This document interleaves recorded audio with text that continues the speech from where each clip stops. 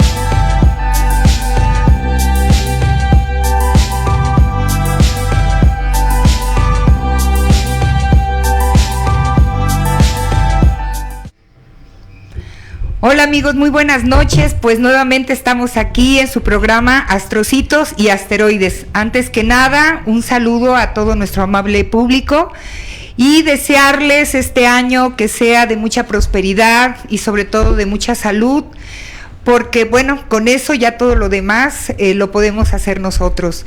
Les deseo lo mejor en este año y nuevamente agradecerles la amabilidad de su atención. y de su presencia aquí en Astrocitos y Asteroides. Bueno, pues fíjense que hoy tenemos, como lo prometo cada semana, invitado de lujo y además muy agradecida, porque la verdad es que estamos en un día muy especial, Día de Reyes. Y bueno, aunque este compañero querido tiene hijos que no son tan pequeñitos, pues bueno, él viene hoy, está de visita en Jalapa y accedió amablemente a acompañarnos. Antes que nada quiero decirles que nuestro invitado de hoy es un amigo entrañable, compañero, colega, investigador, y yo le pedí, como les pido a todos mis invitados, que ellos se presenten, pero bueno, les voy a decir nada más el nombre: el doctor Ulises Aguilera Reyes, el querido Ulises. Y él, les voy a platicar nada más dos cosas así muy pequeñitas para que él nos platique un poquito más acerca de su vida académica y de algunas otras cosas por ahí que nos interesa mucho de su trabajo.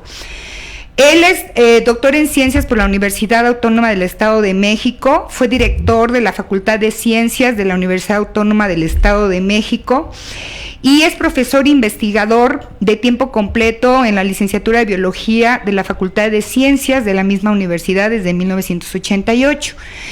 Entonces, una cosa muy interesante es que, bueno, les estoy diciendo que el doctor Ulises está trabajando en otra universidad, pero él es orgullosamente egresado de la Universidad Veracruzana. Sus primeros años de academia los hace dentro de la Universidad Veracruzana, y entonces la verdad es que, bueno, además de todo, pues eso a mí siempre me da muchísimo orgullo. Así es que sin más preámbulo, les presento al doctor Ulises. Ulises, muchísimas gracias, bienvenido, feliz año, y agradecerte mucho que hayas aceptado la invitación. Rebeca, muchísimas gracias por la invitación, por supuesto, y también feliz año a ti y a todo el equipo que está gracias. aquí. Ok. Pues mira, coincidió, ¿no?, la posibilidad de vernos en este programa. Yo soy biólogo, efectivamente, egresado de la Facultad de Biología de la Universidad Veracruzana en 1983. Ay, sí, amigo, ya. Pero desde 1981 trabajé con el grupo de los macacólogos, ¿no? Los macacólogos. Ajá. Ernesto Rodríguez Luna, así Mario Cava, Francisco García Orduña, Margarita Martínez, Tere Morales, todos ellos. Saludos cariñosos a todo este grupo maravilloso de gente... Pues en esa época jóvenes, ahora jóvenes también, pero de corazón, aunque seguimos jóvenes en muchos sentidos, ¿verdad? Así es. Pero jóvenes de mucho entusiasmo en esa época, Ulises, tienes toda la razón. Y nosotros fuimos la segunda camada o generación después de ese grupo. Porfirio Carrillo Castilla, Humberto Barney Guillermo y un servidor. Saludos. Formamos parte de ese grupo, y ya después pues vinieron más gente, ¿no? Así es. Bueno, déjenme decirles, amigos, que Ulises es de la parte de los grandecitos, de los hermanitos grandes de nosotros. Después viene la otra camada, bueno, también Guadalupe Manso. Guadalupe Manso, claro. Hermana del doctor Manso, que ahora vive en París. Y después viene la siguiente camada, que es la doctora María Elena Hernández, el doctor Jorge Manso, su servidora, y todos pues chavos, ¿no? Sí, así como muy entusiastas un poco a la aventura, ¿no? De ver qué podíamos hacer, y sobre todo como muy interesados en esto de los primates, porque era además algo como muy emocionante, claro, ¿no? Estaba la historia de Diane Fossey, de Jane Goodall, entonces nosotros todos así ellos, como que nos sentíamos un poco en ese ámbito, ¿no? ¿Qué nos puedes platicar de eso? Fíjate, ahí hice mi servicio social y la tesis de licenciatura con los macacos, un estudio sobre la conducta de dominancia de los macacos. Aprendí muchísimo. Aparte de conocer la conducta de los macacos, tuve que aprenderme el nombre de los 57 macacos que en ese tiempo existían en la isla, así ¿no?, es, de Tanaxpillo, ahí en Catemaco. Yo me acuerdo mucho, Ulises, ahorita que yo me acuerdo como de 2 o 3 nada más, pero los muy famosos eran MacGregor y Chimuelo, ¿no? Sí, Pancho, que eran como los dominantes, ¿no? Pancho tigre, era el macho dominante, y Tigre quedó después de Pancho. Así es, y de ahí vino una camada enorme, ¿no? de animales, así y esa época también, Ulises, y qué bueno que tocas ese punto porque es muy bonito. Hace poco entrevisté a un compañero, colega de nosotros también, muy jovencito, del del grupo Hojarasca, se llaman ellos, y son un grupo de jovencitos que están en esa efervescencia de la emoción de hacer trabajo de ecología. Por cierto, les mando un saludo muy cariñoso a ellos, y me emocionaron mucho, Ulises, me emocionaron mucho porque precisamente me recuerdan esa época donde estamos con esas ganas de hacer muchas cosas de aprendizaje, pero además de querer cambiar el mundo de manera positiva, ¿no? Sí, éramos tremendamente idealistas, ¿no? Y digamos que no se dio la oportunidad de quedarme en la Universidad Veracruzana, pero me fui a trabajar a Chiapas, en Tuxtla Gutiérrez, en la Escuela de Biología, y allí tuve la oportunidad de conocer a algunos biólogos del zoológico Miguel Álvarez del Toro. Ah, sí, claro. A Alfredo Cuarón, que era el responsable de mamíferos del zoológico, hermano del director de cine. Del famoso director de cine, Alfredo. Él me invitó a hacer un estudio sobre la conducta sexual y el ciclo estral del jaguar, de una pareja jaguar ahí en el zoológico, que viven en condiciones seminaturales. Fue interesante, y luego hice un estudio con el pecarí de collar, Pecarí tajacu. Entonces esa experiencia también fue buena. Sin embargo, ahí estuve en Chiapas 2 años, y luego salió la oportunidad de incorporarme ya como profesor de tiempo completo en la naciente Escuela de Ciencias de la Universidad Autónoma del Estado de México en 1988, y desde allí hasta la fecha sigo. Qué bien, Ulises. Así es. Mira, yo de verdad, querido público, yo tengo un recuerdo muy bueno, además de por ser una excelente persona, Ulises, un extraordinario investigador, una persona muy comprometida con la profesión. Y en ese sentido, Ulises, yo te quisiera preguntar, porque hoy yo noto que los jóvenes están un poquito más a la idea de que terminando sus carreras pueden empezar una maestría y un doctorado. No sé si haya sido tu caso, lo digo de manera personal, yo empecé un poquito tarde para empezar a hacer un posgrado, como que no me decidía muy bien para dónde, y además porque lo que había pues no me llamaba tanto la atención hasta que finalmente encontré algo, ¿no? ¿Cómo encuentras tú tu beta científica o tu línea para poder trabajar? Lo que tengo entendido es que trabajaste, como bien dices, con muchas especies, bueno, varias especies, hasta que encuentras un camino que después en la segunda parte del programa vamos a platicar, muy interesante, que ya es directamente con cuestiones en humanos. Así es. En mi caso tenía mucho entusiasmo de realizarme como biólogo, primero como biólogo de campo, estudiando la conducta de animales. Siempre me interesó y me llamó la atención estudiar la conducta de mamíferos, ¿no? Sí. Entonces, por eso trabajar con jaguares y con pecarí, primeramente con macacos, y luego ya en Toluca hubo la oportunidad de hacer un estudio con venados, venado cola blanca, mi tesis de maestría, y luego hice mi tesis doctoral con cerdos. Le iba a hacer con pecarí de collar, pero el comité doctoral que me asignaron no conocían mucho acerca del pecarí, y me propusieron trabajar con cerdos, y dije, pues, ¿por qué no? ¿Y finalmente, qué trabajaste? ¿Cuál fue tu tema? Entonces, sí, tomando en cuenta el origen del cerdo que proviene del jabalí europeo, pues una especie silvestre, dije, ¿qué tanto conservará una especie doméstica algunas características biológicas de la conducta sexual, ¿no?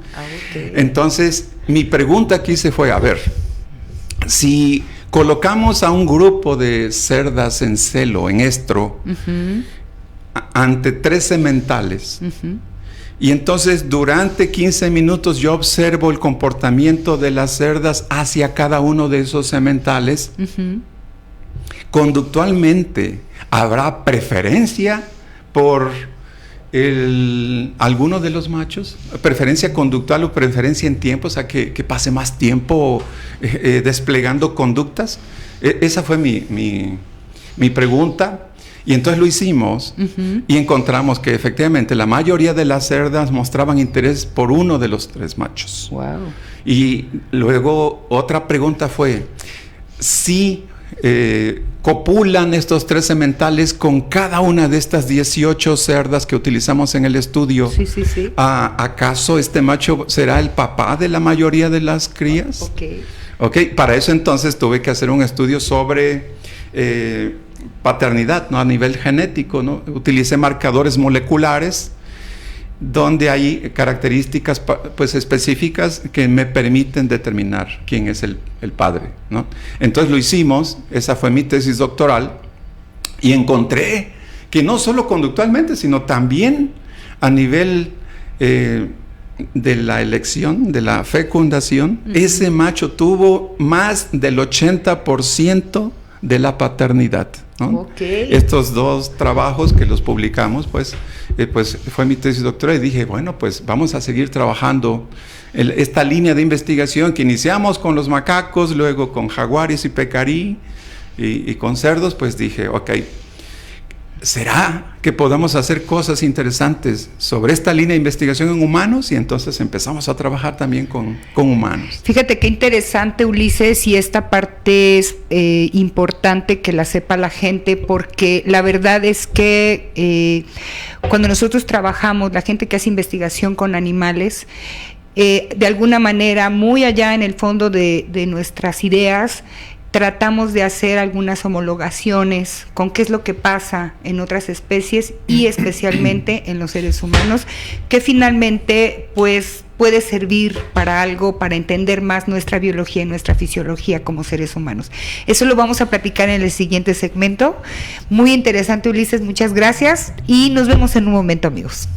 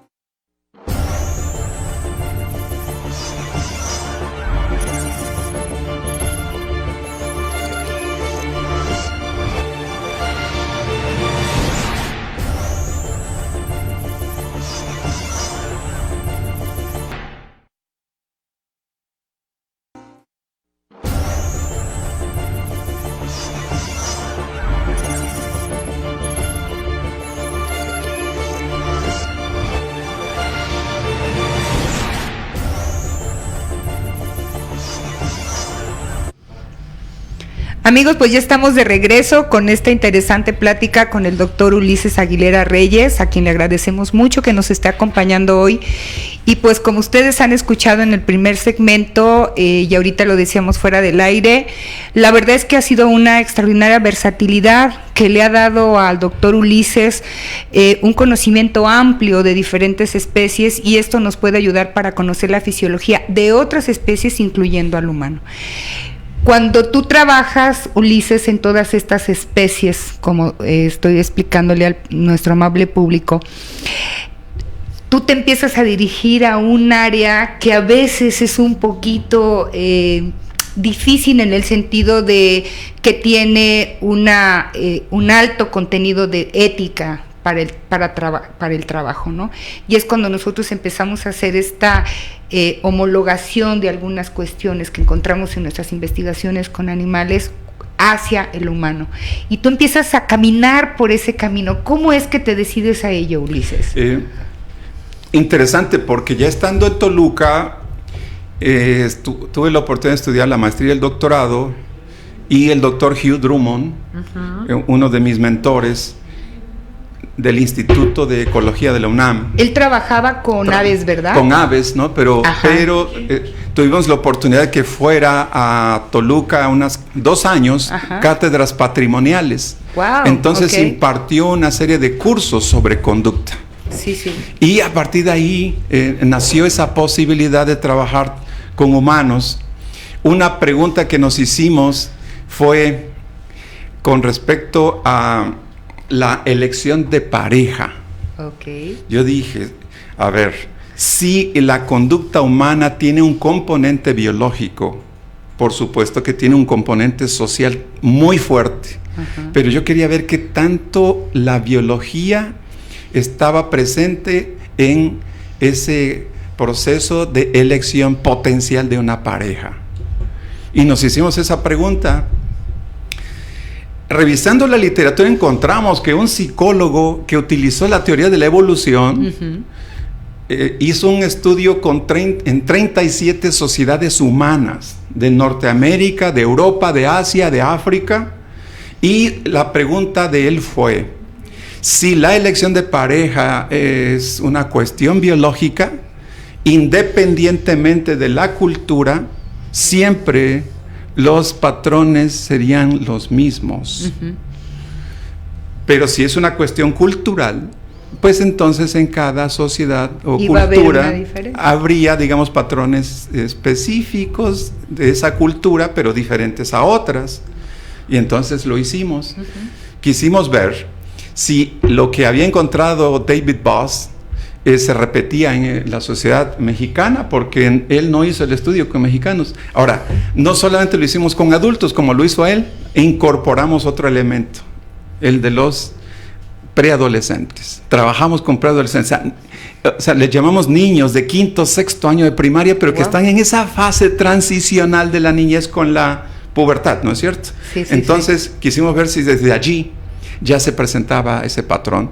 Lo hicimos y encontramos justamente un patrón semejante a lo que encontró vos en esas 37 sociedades humanas. Esto es, los niños y los hombres que buscan en las mujeres para elegirlo como pareja, bueno, digamos que escogen muchas características, pero 3 fueron las estadísticamente significativas en mujeres. La primera fue good look, ¿no?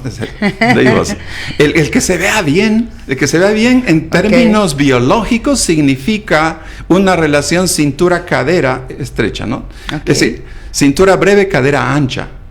¿Y eso qué? ¿No? Diría uno, ¿eso acaso no es social?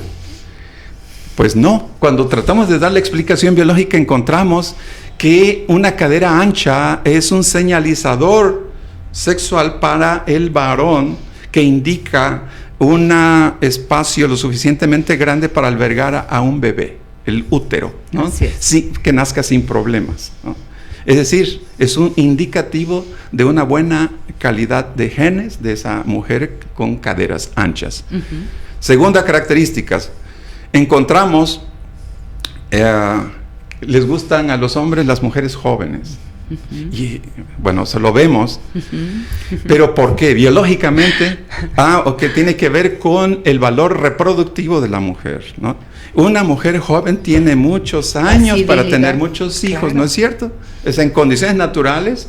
Vemos cómo las hembritas, cuando alcanzan la madurez sexual, se preñan, tienen hijos y después de un tiempo vuelven a tener crías. Entonces, lo que importa en términos biológicos es un mayor número de crías, porque deja más descendencia, ¿no es cierto? Es muy importante eso que dices, que quede muy claro. Estamos hablando en términos biológicos, o sea, fue un estudio hacia lo que es biológico, evolutivo inclusive, ¿no? Sí. Entonces, y la tercera característica es buena salud. Encontramos que los hombres prefieren mujeres saludables a mujeres con algún problema físico o de alguna enfermedad. Y bueno, eso se explica, creo que por sí mismo. O sea, una mujer sana tiene más posibilidades de tener hijos sanos, ¿no? Así es.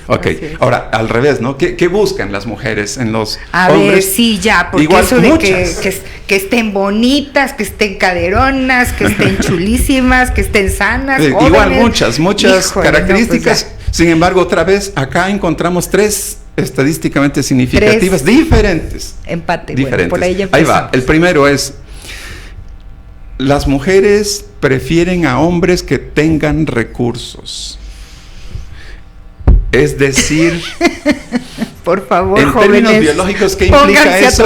Bueno, pues que tenga, a ver, en condiciones naturales, las hembras eligen a ese tipo de machos porque son machos que tienen un territorio, son machos que tienen prioridad de acceso a los recursos limitados de la población, por ejemplo, el alimento, sitios de descanso, guaridas para protegerse de depredadores. Entonces, un macho con esas cualidades es elegido por las hembras para aparearse. Bueno, eso se repite en el caso humano. Definitivamente. Biológicamente. 2. Algunas mujeres dirán, bueno, no, en realidad a mí me gustan los hombres que sean inteligentes o trabajadores o responsables, honestos. Bueno, sí. La segunda cualidad es que tengan capacidad para obtener recursos. Y una capacidad para obtener recursos, o sea, una persona responsable, una persona inteligente, claro, una persona honesta, ¿sí? Son cualidades para obtener recursos. Así es. Bien. Tercera, encontramos también que las mujeres escogen a hombres que tengan estatus o cierto estatus social, no cualquiera, sino que sea alguien. No se trata de que sea un doctor, simplemente que si es un empleado, por ejemplo, de intendencia, pues que sea el mejor, ¿no? Claro. Si es un profesor, que sea el buen profesor, si es un profesionista, ¿no es cierto? O sea, sí, pero que tenga un estatus, sí, que sea alguien. Entonces, esas cosas las encontramos y desde jovencitos, 5º y 6º año de primaria lo encontramos. Fíjate qué interesante. Ese patrón biológico. Qué interesante. La verdad es que son estadísticas, como dices tú, que son significativas. Y además otra cosa muy interesante, Ulises, es esta homología de la que estamos hablando con respecto a otras especies. Claro. O sea, el que, por ejemplo, un ave macho, busque el mejor sitio de percheo, o el alimento, el espacio donde va a estar más protegida la hembra, los lobos, o sea, en general las especies que tienen estas características, sí, la presenta también el ser humano. Entonces es algo muy, muy interesante. Ahora bien, Ulises, hay otra parte que a mí me llama mucho la atención de tu trabajo, y es con lo que, bueno, antes de que cerremos programa, y es esta parte donde se habla de este costo biológico que tiene el hecho de que una chica joven se embarace. ¿Cómo es esto, Ulises? Sí. Entonces nos llamó la atención, a ver si hay factores biológicos determinantes en la elección de pareja. Ahora que nuestro mundo está tan revolucionado, hay demasiada información en los medios, en las redes sociales. Esto permea demasiado y modifica gran parte de la conducta, y aún así vemos cómo los jovencitos y jovencitas cada vez se embarazan a edades más tempranas. Sí. Siempre ha habido, pero ahora proporcionalmente es mayor, ¿no? Y entonces nos abocamos a eso, y entonces biológicamente otra vez dijimos, a ver, ¿cuáles serían los costos biológicos de que una mujer se embarace antes de que culmine su madurez psicoemocional, ¿no? Entonces, lo que hicimos fue hacer un estudio con mujeres mayores y menores de 20 años, con hijos y sin hijos. Okay. Entonces teníamos 4 grupos, ¿no? Mayores de 20 años con hijos y sin hijos, y menores de 20 años con hijos y sin hijos. Y entonces lo que hicimos fue extraerles sangre 4 veces al mes, para determinar las concentraciones de hormonas a lo largo del mes. Okay. Y o sea, ya eran biológicamente reproductivas esas mujeres, porque dices que eran biológicamente reproductivas, los 4 grupos. Perdona que te interrumpo. Para cuando tú hablas de una madurez en la mujer, estamos hablando de grandes diferencias entre hombres y mujeres, ¿no es cierto? Sí. Si tú hablas de una madurez, estamos hablando de 2 tipos para la mujer, que sería una la psicológica y otra la biológica. ¿Estamos de acuerdo? Biológicamente están maduras, pero psicológicamente no. De eso se trata justamente. A ver, ¿qué pasaría? Una de las preguntas que nos hicimos aquí, ¿qué pasaría si una mujer que no ha culminado su madurez, su desarrollo total, se embaraza a los 14, a los 15, 16, 17 años? Es decir, ¿representar esto un costo biológico? Entonces lo que hicimos fue eso. Entonces, el sacarles muestras de sangre es para medir las concentraciones de hormonas sexuales, en este caso. Claro. Estrógenos y progesterona. Medimos leptina también. encontramos que las mujeres menores de 20 años con hijos tenían concentraciones menores de estas hormonas. Y tú dices, bueno, ¿y eso qué? Bueno, desgraciadamente mucha gente se casa con la idea de que estrógenos y progesterona relacionados con la conducta sexual y reproductiva. Bueno, sí, pero no nada más. Por ejemplo, los estrógenos ayudan a que se fije calcio en los huesos.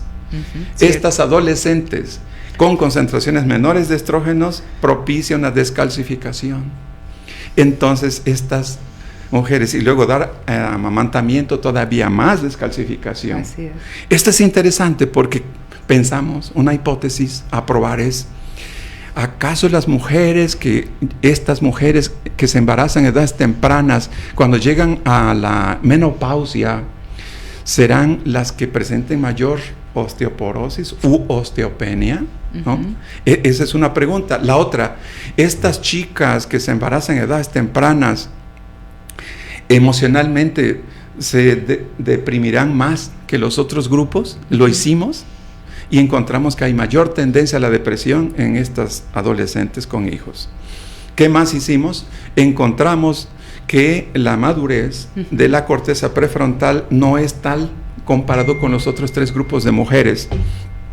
Y entonces eso nos llevó pues a sacar, entre otros colegas de la Universidad Autónoma del Estado de México, publicar un libro justo acerca del embarazo adolescente. Justo esto te iba a preguntar, Ulises, porque fíjate que estamos ya, como siempre, el tiempo ya nos ganó, pero la verdad es que es tan interesante lo que nos estás diciendo y yo creo que a la gente le va a interesar mucho esto, va a levantar muchas preguntas que ya tengo por aquí, sí. Pero precisamente una pregunta que yo siempre le hago a mis invitados es esto: ¿qué libro recomiendas? Y por supuesto, dinos de tu libro, porque estoy segura que mucha gente se va a interesar. Antes de ello, hay una pregunta, a lo mejor no tenga mucho que ver, pero tú me lo dirás.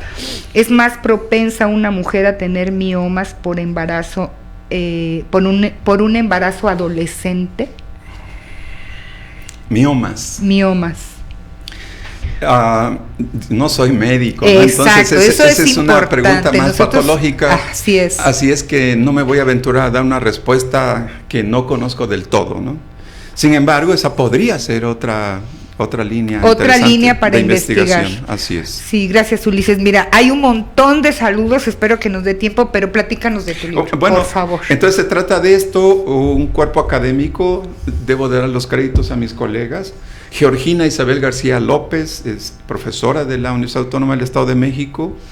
Enrique Orozco, también de la misma universidad. El doctor Arturo Benebra, la doctora Norma Gómez, un servidor, colaboramos, ¿no?, en publicar este libro. Este libro trata justamente de, dice aquí, ¿no?, Small Lighting Spirit, ¿no?, fundamentos psicobiológicos de la adolescencia. Está disponible.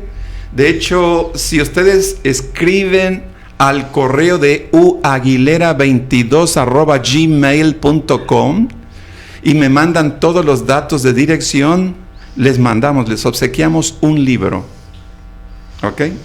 Porque no está a la venta, pero tenemos suficientes para otorgarlo a aquellos que realmente se interesen de leerlo y compartirlo. Pues a lo mejor nos comprometemos aquí a que nos regales un par de libros. Yo creo a lo que mejor, sí es posible. Y los podemos regalar a nuestro amable público. Se los hago llegar con todo Les gusto. vamos a hacer alguna preguntita por ahí del programa y con eso. Correcto. ¿Qué te parece? Sí. Y amigos, pues miren, aquí está la recomendación. La verdad es que yo le dije a Ulises, vamos a platicar de muchas cosas, pero todo lo que acaban de escuchar del trabajo de Ulises realmente es algo que impacta directamente a la sociedad.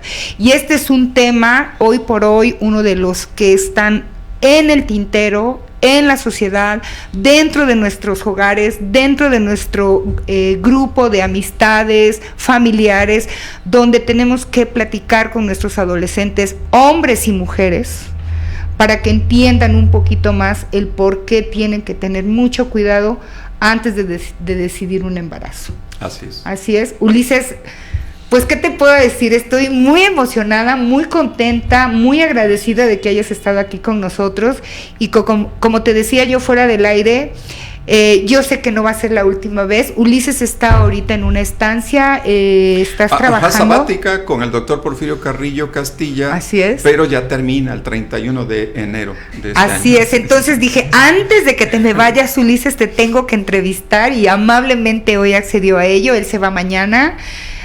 Pero ya está cerrando su trabajo con el doctor Porfirio, y esa es otra parte muy linda y muy importante de la gente que hace investigación, estas colaboraciones, esta hermandad científica que tenemos con gente de muchas partes, y entre ellos gente tan valiosa como nuestro querido amigo Ulises Aguilera Reyes. Se nota que es mi amiga. No, claro que sí, de verdad que lo digo de corazón, y además yo tengo un respeto y una admiración por el doctor Ulises, así es que, Ulises, muchísimas gracias. Muchas gracias por estar aquí con nosotros, y le agradezco a Dieros, le agradezco a Edgar, le agradezco al programa, y nuevamente, amigos, les deseo que tengan un excelente año. Muchísimas gracias, y recuerden que la ciencia es para todos. Buenas noches. Gracias.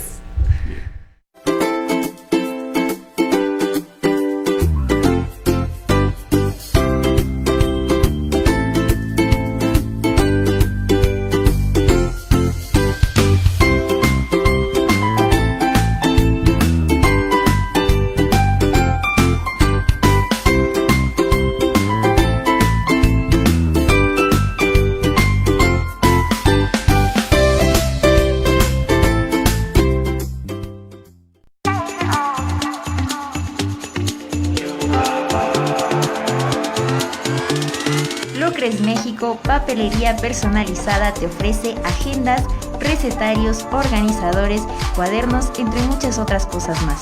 No olvides hacer tus pedidos al 2281 51 64 62 y búscanos en Facebook como Lucres México.